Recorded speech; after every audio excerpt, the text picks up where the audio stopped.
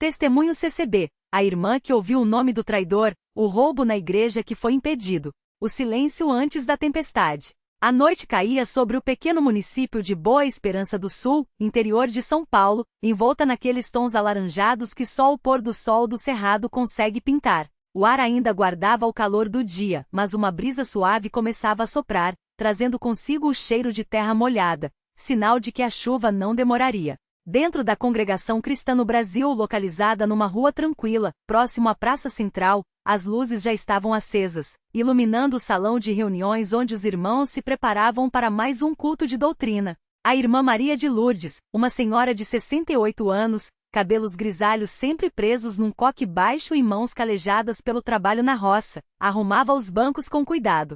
Seu vestido azul marinho, simples e sem enfeites, contrastava com o brilho dos seus olhos, que apesar da idade, mantinham uma vivacidade incomum. Ela era conhecida na congregação não apenas pela sua fé inabalável, mas também por um dom peculiar, ouvia vozes em sonhos. Não eram vozes quaisquer, eram mensagens claras, como se Deus lhe falasse diretamente, revelando segredos que só ela podia decifrar. Irmã Maria, o senhor pastor pediu para a senhora verificar se as janelas do fundo estão bem fechadas, disse o irmão João Batista, um jovem de 23 anos, filho do diácono da igreja, enquanto carregava uma caixa de inários. Já vou, meu filho. Mas primeiro, me ajude a arrumar estes bancos aqui na frente. O irmão Elias sempre reclama que ficam tortos, respondeu ela, passando a mão sobre a madeira polida dos assentos. João Batista sorriu. Sabia que a irmã Maria tinha suas manias, mas ninguém ousava contrariá-la. Afinal, quem era ele para questionar uma mulher que, há mais de 40 anos, servia a obra do Senhor com uma dedicação que muitos jovens de hoje não tinham? Enquanto os dois trabalhavam em silêncio, apenas o som dos passos ecoava no salão vazio. Do lado de fora, o irmão Pedro, o zelador, trancava os portões laterais com um cadeado enferrujado, mais resistente. Hoje tá muito quietinho, né, irmão Pedro? Comentou João Batista, olhando pela janela. É, meu filho. Parece até que o demo tá dormindo, respondeu o velho zelador, cuspindo no chão antes de entrar. Mas a gente sabe que ele não dorme não. Fica esperto que o inimigo anda solto. As palavras do irmão Pedro ecoaram na mente de João Batista como um presságio. Ele não sabia, mas naquela mesma hora, a trama de um roubo já estava em movimento. A visão da traição. Naquela mesma noite, enquanto a congregação se reunia para o culto, a irmã Maria de Lourdes adormeceu por alguns instantes durante a pregação. Não foi um sono comum, foi como se uma névoa a envolvesse, transportando-a para um lugar escuro, onde uma voz sussurrava em seu ouvido. Cuidado com o lobo que veste pele de cordeiro. Ele se chama Carlos Eduardo. Ele vai trair a confiança da casa do Senhor. O nome Carlos Eduardo ecoou em sua mente como um trovão. Ela acordou de sobressalto, o coração batendo acelerado, as mãos trêmulas. Olhou ao redor e viu que ninguém havia notado. O pastor Silvestre continuava sua pregação sobre a fidelidade a Deus, enquanto os irmãos cantavam em coro. Oh, quão bom é confiar no Senhor, e em seu amor pôr a esperança. Bendito o homem que em ti confia, e em teu santo nome se alegra. Mas a irmã Maria não conseguia se concentrar. Quem era Carlos Eduardo? Ela não conhecia nenhum irmão com esse nome na congregação. Seria um visitante? Um novo convertido? Ou alguém que já estava entre eles, mas ainda não havia se revelado? Ela tentou se acalmar, respirando fundo.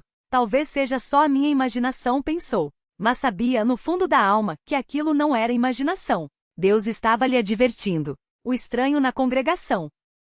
Nos dias seguintes, a irmã Maria ficou atenta. Observava cada rosto, cada movimento, cada palavra trocada entre os irmãos. Até que no domingo seguinte, durante o culto matutino, ela ouviu. Um homem alto, magro, de cabelos castanhos bem penteados e um bigode fino entrou pela porta dos fundos, vestindo um terno escuro, algo incomum para os padrões simples da CCB. Ele se sentou no último banco, próximo à saída, como se quisesse passar despercebido. Quem é aquele irmão? Perguntou a irmã Maria para a irmã Ana, uma das mais antigas da congregação. Não faço ideia. Nunca vi ele aqui antes, respondeu Ana, franzindo a testa. Será que é algum visitante de outra cidade? Mas a irmã Maria sabia. Aquele era Carlos Eduardo, o homem da sua visão. Ela observou enquanto ele não cantava os hinos, não abria a Bíblia, não participava das orações. Só ficava ali, olhando ao redor, como se estivesse avaliando algo. E então, num gesto quase imperceptível, ela viu quando ele tirou um papel do bolso e anotou algo. Seu sangue gelou. A confissão do zelador. Após o culto, a irmã Maria procurou o irmão Pedro, o zelador, que estava varrendo o pátio da igreja. Irmão Pedro, a senhora conhece aquele homem que ficou no fundo hoje? Perguntou ela, apontando discretamente para Carlos Eduardo, que agora conversava com o diácono Mateus perto do portão. Aquele ali? Nunca vi na vida, respondeu Pedro, cuspindo no chão. Mas eu desconfio dele. Olha como ele tá olhando para cá. Parece que tá medindo a gente. Eu também desconfio, sussurrou a irmã Maria. Irmão Pedro, eu tive uma visão. Deus me mostrou que esse homem vai fazer algo ruim contra a igreja. O zelador parou de varrer e olhou sério para ela. A senhora tá falando sério, irmã? Juro pela minha fé. Ele se chama Carlos Eduardo. E ele vai trair a casa do Senhor. Pedro coçou a barba branca, pensativo. Bom, se Deus falou com a senhora, a gente tem que fazer alguma coisa. Vou ficar de olho nele. Mas a irmã Maria não queria apenas ficar de olho. Ela queria impedir que o mal acontecesse. A investigação discreta. Nos dias seguintes, a irmã Maria e o irmão Pedro começaram a investigar. Descobriram que Carlos Eduardo havia aparecido na cidade há cerca de 2 semanas, dizendo que era um comerciante de São Paulo que estava passando por ali a trabalho. Ele havia alugado um quarto na pensão da Dona Rosa, perto da rodoviária, e frequentava a igreja como se fosse um irmão recém-convertido. Mas algo não batia. Um homem que diz que é cristão, mas não participa das orações, não canta os hinos e não lê a Bíblia? Isso não é coisa de irmão, não, desconfiou Pedro. E ele sempre sai antes do culto acabar, completou a irmã Maria. Como se tivesse pressa. Foi então que eles resolveram seguir Carlos Eduardo. Numa tarde de quinta-feira, enquanto a igreja estava vazia, eles o viram entrar no salão de reuniões sozinho, fingindo que estava orando. Mas em vez de ajoelhar, ele foi até o armário onde ficavam as ofertas e tentou forçar a fechadura com uma chave de fenda. Eu sabia, sussurrou Pedro, segurando o braço da irmã Maria para que ela não se adiantasse. A gente precisa pegar ele em flagra, respondeu ela, com os olhos cheios de lágrimas. Mas como? A armadilha. Na sexta-feira à noite, a congregação se reuniria para a reunião de oração. A irmã Maria e o irmão Pedro prepararam uma armadilha. Eles deixaram o armário das ofertas destrancado, mas colocaram um fio de linha quase invisível na porta, conectado a um sino pequeno escondido atrás do púlpito. Se alguém abrisse o armário, o sino tocaria, alertando-os. Quando Carlos Eduardo chegou, como de costume, sentou-se no fundo. Desta vez, porém, a irmã Maria notou que ele estava mais nervoso. Seus olhos não paravam de piscar, e ele coçava as mãos repetidamente, como se estivesse ansioso. Durante a oração final, quando todos fecharam os olhos, Carlos Eduardo se levantou silenciosamente e foi em direção ao armário. Tilim! O sino tocou. Todos abriram os olhos de repente. O pastor Silvestre, que estava liderando a oração, virou-se lentamente e viu Carlos Eduardo com a mão dentro do armário, segurando um maço de cédulas. O que você está fazendo, meu irmão? Perguntou o pastor, com uma calma que assustou até os mais corajosos. Carlos Eduardo congelou. Seu rosto perdeu a cor. Eu só estava. Ele tentou inventar uma desculpa, mas as palavras não saíram. Foi então que a irmã Maria se levantou, com lágrimas nos olhos, mas com uma voz firme. Seu nome é Carlos Eduardo. E Deus me revelou que você viria trair a casa do Senhor. O silêncio que se seguiu foi cortante. Carlos Eduardo baixou a cabeça, derrotado. É verdade, admitiu com a voz trêmula. Eu não sou irmão. Sou um ladrão. Vim aqui porque soube que esta igreja guarda muito dinheiro nas ofertas. Mas eu juro que nunca tinha visto algo assim. Vocês são diferentes. Não tem segurança, não tem câmeras, e mesmo assim confiam uns nos outros. Suas palavras foram interrompidas por choro. Não era o choro de um homem arrependido por ter sido pego, mas o choro de alguém que havia sido tocado pela presença de Deus. Eu não queria fazer isso, ele continuou soluçando. Mas eu estava desesperado. Minha filha tá doente, e eu não tenho dinheiro para pagar o remédio. O pastor Silvestre se aproximou e colocou a mão no ombro dele. Meu irmão, se você tivesse nos procurado e contado a sua necessidade, nós teríamos ajudado. A casa de Deus não é lugar para roubo, mas também não é lugar para desespero. Aqui nós somos família. O perdão e a redenção. Carlos Eduardo caiu de joelhos, chorando sem parar. Os irmãos se aproximaram, não com raiva, mas com compaixão. Vamos orar por ele, disse a irmã Maria, ajoelhando-se ao lado do homem que quase os havia traído. E assim, naquele mesmo instante, Carlos Eduardo entregou sua vida a Cristo. Nos dias seguintes, a congregação arrecadou dinheiro para ajudar com o tratamento da filha dele.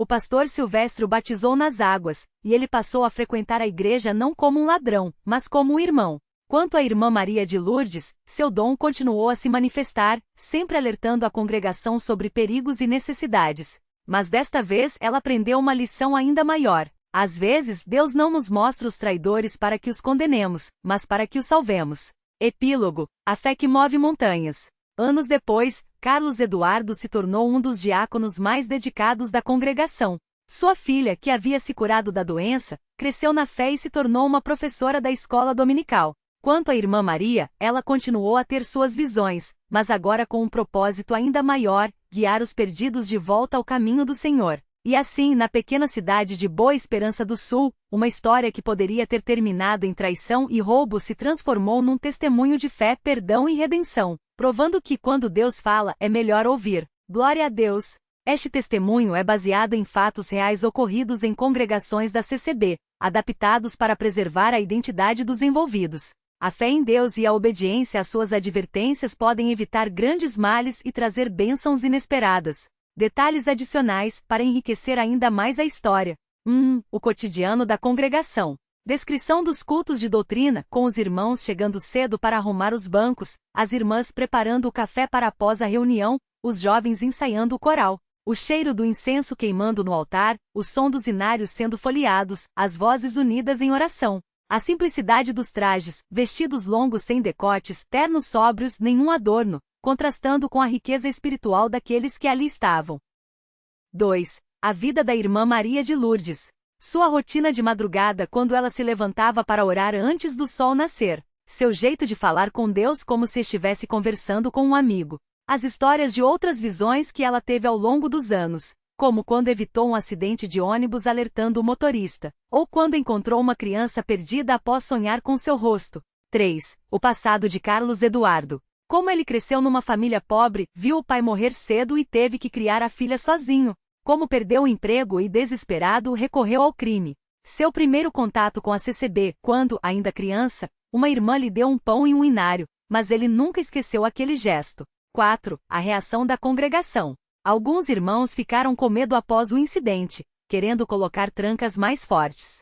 Outros defenderam que a igreja deveria continuar aberta, pois o Senhor é a nossa segurança. O debate sobre perdão versus justiça, alguns achavam que deveriam chamar a polícia, outros que Deus já havia julgado. 5. O batismo de Carlos Eduardo. A unção do dia com a água da piscina batismal brilhando sob o sol. O abraço do pastor Silvestre após ele sair da água dizendo: agora você é nosso irmão de verdade. A festa simples que fizeram para ele, com bolo de fubá e suco de maracujá, onde todos cantaram hinos de alegria. 6. O milagre da filha de Carlos Eduardo. Como os médicos haviam dito que não havia esperança. Como após horas e mais orações, a menina acordou da coma e começou a se recuperar. O testemunho dela anos depois, quando, já adulta, subiu ao púlpito para contar como Deus havia mudado sua família. 7. Lições espirituais. Deus fala de muitas maneiras, através de sonhos, visões, mas também através da voz da consciência. O inimigo quer roubar, matar e destruir. João 10:10, mas Deus é maior. A igreja não é um prédio, é um povo, e quando esse povo ora unido, milagres acontecem. Conclusão. Esta história não é apenas sobre um roubo impedido, mas sobre marca de seleção branca, a fidelidade de Deus em advertir seus servos. Marca de seleção branca, o poder da oração em mudar corações. Marca de seleção branca, a misericórdia que supera a justiça humana. Marca de seleção branca, a transformação que só o Evangelho pode operar. Que este testemunho fortaleça a fé de quem lê e lembre que mesmo nos momentos de traição e desespero, Deus está no controle. Confia no Senhor de todo o teu coração e não te estribes no teu próprio entendimento. Provérbios 3:5. Amém. Pessoa com as mãos postas fogo. Testemunho CCB, a irmã que ouviu o nome do traidor. Roubo na igreja foi impedido. Continuação com novos detalhes, diálogos e aprofundamento espiritual. 8. A noite da vigília, quando o céu respondeu. A irmã Maria não dormiu naquela noite. Após ouvir o nome Carlos em seu coração, ela sentiu um peso tão grande que mal conseguia respirar. Sentada à beira da cama, com a Bíblia aberta em Salmos 91, as lágrimas escorriam enquanto orava em voz baixa. Senhor, se esse sonho é de ti, me dá um sinal. Não deixe que o inimigo prevaleça contra a tua casa. Seu marido, irmão João, acordou com um choro abafado e preocupado, acendeu a luz do quarto. Maria, o que foi? Você está tremendo. João, eu ouvi um nome que não deveria estar aqui. E agora sinto que algo ruim vai acontecer. Ela segurou a mão dele com força. Precisamos orar. Agora. Sem entender completamente, mas confiante na sensibilidade espiritual da esposa, João ajoelhou-se ao lado dela. E ali, na quietude da madrugada, começaram a clamar a Deus não só pela proteção da igreja, mas pela alma daquele que, sem saber, estava sendo usado pelo inimigo. Enquanto isso, do outro lado da cidade, Carlos, o jovem que havia sido batizado há apenas 2 anos, lutava contra uma batalha interna. Ele havia crescido na CCB, cantado nos corais infantis, ouvido sermões sobre honestidade e temor a Deus. Mas nos últimos meses, após perder o emprego e ver a família passar necessidades, uma voz sutil começou a sussurrar: ninguém vai saber. É só dessa vez. Você merece isso depois de tudo que passou. Naquela mesma noite, enquanto a irmã Maria orava, Carlos estava no quarto, olhando para um papel onde havia anotado o código do cofre da igreja, informação que, por descuido de um irmão responsável, havia caído em suas mãos semanas antes. Seu coração batia acelerado. Ele sabia que se fosse pego, não seria apenas um roubo, mas uma traição contra a família espiritual que o acolhera. Deus, se tu existes, me dá um sinal, qualquer coisa. Ele murmurou com as mãos trêmulas. E então o telefone tocou. Era o irmão Paulo, líder do departamento de jovens, ligando por acaso para saber como ele estava. Carlos, irmão, tudo bem? Tive um peso no coração por você hoje. Queria saber se precisa de oração. Não, irmão, tudo bem. A voz de Carlos falhou. Por que o senhor ligou agora? Não sei, filho. Só senti que deveria ligar. Uma pausa. Você está na igreja amanhã, né? Preciso conversar com você depois do culto. Carlos desligou o telefone e deixou o corpo cair na cama. Aquilo era um sinal. Não um aviso qualquer, mas uma intervenção divina. Ele olhou para o papel com o código do cofre, amassou-o e jogou no lixo. Perdão, senhor, foi tudo o que conseguiu dizer antes das lágrimas virem. 9. O dia do culto, quando o inimigo tentou, mas Deus agiu. Na manhã seguinte, o templo da CCB estava cheio. O coro entoava com grande estuo com uma unção tão forte que muitos irmãos choravam. A irmã Maria, ainda abalada pela noite de oração, observava cada rosto, cada movimento. Seu olhar parou em Carlos, que estava no fundo do salão com a cabeça baixa. Aquele é ele. Ela soube no mesmo instante. Enquanto o obreiro anunciava o hino seguinte, Maria sentiu um impulso do espírito. Vá até ele. Agora. Mas o medo a paralisou. E se eu estiver errada? E se ele não for o Carlos do sonho? E se eu o acusar sem prova? Porém, uma voz interior respondeu. Não é acusação. É amor. Com as pernas trêmulas, ela se levantou e caminhou até o fundo do salão. Carlos, ao vê-la se aproximar, sentiu o coração disparar. Ela sabe? Irmão Carlos, Maria falou baixinho para que só ele ouvisse. Deus te ama. E ele não quer que você faça isso. Os olhos de Carlos se encheram de lágrimas instantaneamente. Como a irmã sabe? Sua voz era um sussurro quebrado. Deus me mostrou. Mas não foi para te julgar, foi para te salvar. Ela segurou seu braço com carinho. Vem comigo. Vamos orar. Juntos, eles saíram discretamente pela porta dos fundos e foram para a saleta de oração. Ali, Carlos caiu de joelhos e confessou tudo. Eu ia roubar o cofre hoje. Já tinha tudo planejado. Mas ontem à noite, o irmão Paulo ligou. E eu soube que era Deus me parando. Ele chorava sem controle. Eu não queria fazer isso, irmã. Mas o desespero. Maria o abraçou enquanto ele se desmanchava em lágrimas. O inimigo queria destruir você e manchar a igreja. Mas Deus é maior. Ele te deu uma saída. Ela olhou para o alto. Glória a ti, Senhor. 10. A restauração, quando a misericórdia vence a justiça. Após o culto, o pastor foi informado do ocorrido. Em vez de ira, seus olhos brilharam com lágrimas de gratidão. Isso não é coincidência. É Deus agindo. Ele chamou Carlos para uma conversa em particular. Filho, você poderia estar preso agora. Poderia ter manchado seu nome, o nome da sua família, o nome desta igreja. Mas Deus te deu uma segunda chance. O pastor colocou a mão no ombro do jovem. O que você vai fazer com ela? Carlos, envergonhado, mas aliviado, respondeu. Eu quero servir, pastor. Quero pagar pelo que quase fiz. Não com dinheiro, mas com trabalho. Deixe-me limpar a igreja, ajudar nos cultos, fazer qualquer coisa para mostrar que mudei. O pastor sorriu. Isso é restauração, meu filho. Não é sobre pagar, é sobre se render a Deus. Nos meses seguintes, Carlos se tornou um dos jovens mais dedicados da congregação. Ele testificava em cada oportunidade: eu quase destruí minha vida por causa de um momento de fraqueza. Mas Deus me segurou pela mão antes que eu caísse no abismo. Sua mãe, irmã Ana, chorava sempre que ouvia o testemunho do filho. Eu orava tanto por ele. Sabia que algo estava errado, mas não sabia o que. Deus ouviu minhas lágrimas. 11. O impacto na igreja, quando o milagre se torna um legado. A história de Carlos se espalhou pela congregação, não como fofoca, mas como um alerta e uma prova do amor de Deus.